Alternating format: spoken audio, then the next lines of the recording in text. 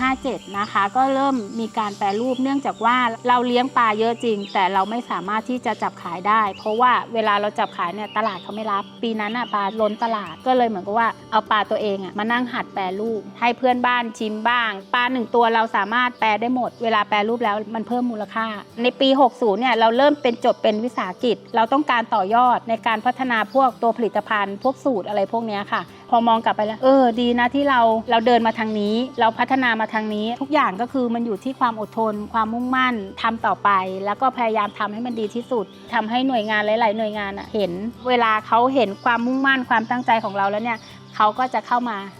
สนับสนุนเราค่ะ